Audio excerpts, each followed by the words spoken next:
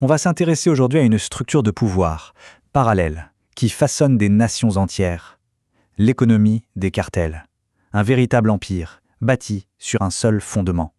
La peur. Et si on imaginait un instant que derrière certains territoires, les règles qu'on connaît, eh bien, elles ne s'appliquaient tout simplement pas. Des endroits où une seule et unique force déciderait de la vie, de la mort et de absolument tout ce qu'il y a entre les deux. Dans ces lieux, ce n'est ni la loi ni l'État qui gouvernent. Soit ils sont absents, soit on les a fait taire. À la place, il n'y a qu'un seul sentiment qui règne en maître. Ce qui commande, c'est la peur. Une peur brute, omniprésente, qui dicte chaque aspect de la vie. Et cette peur, attention, ce n'est pas juste une idée en l'air. C'est l'outil principal avec lequel les cartels de la drogue ont pris le contrôle de régions entières du monde. Ils en ont fait un véritable système de gouvernance. Ce qui, à l'origine, n'était que des organisations clandestines opérant dans l'ombre, s'est complètement métamorphosé. Aujourd'hui, on parle de véritables empires avec leur propre économie, leur propre armée et leurs propres lois. D'accord, mais alors comment ça fonctionne concrètement un empire pareil? On va plonger dans ces mécanismes et on va voir que la structure est à la fois simple dans son principe et terriblement complexe dans son exécution.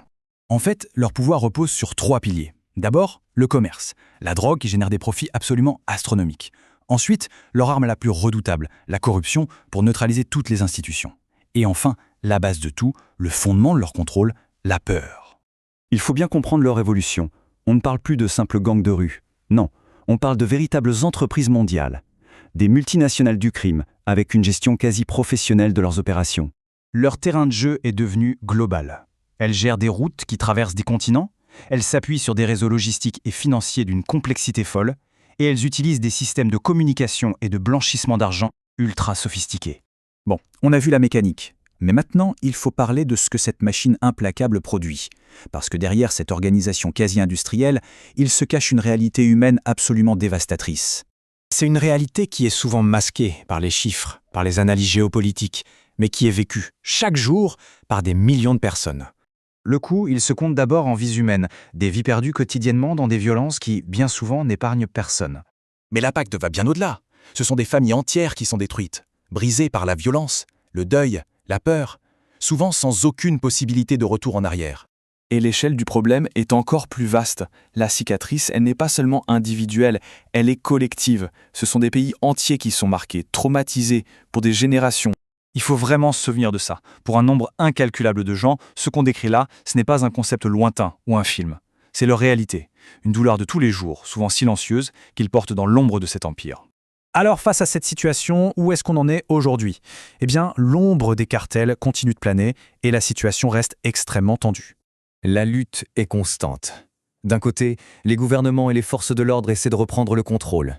Mais en face, l'ennemi s'infiltre dans toutes les couches de la société.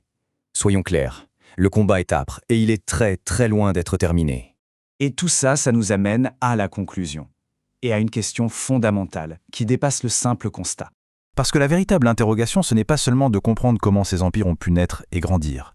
L'analyse du passé est nécessaire bien sûr, mais elle n'est pas suffisante.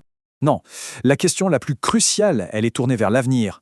Comment on fait pour que ce cycle de violence, de corruption et de peur ne se perpétue pas? Au final, la question qui reste en suspens nous concerne tous. Comment une société peut-elle reprendre le contrôle face à un empire dont le pouvoir est la peur elle-même? C'est une réflexion profonde sur la force de nos institutions et de notre volonté collective.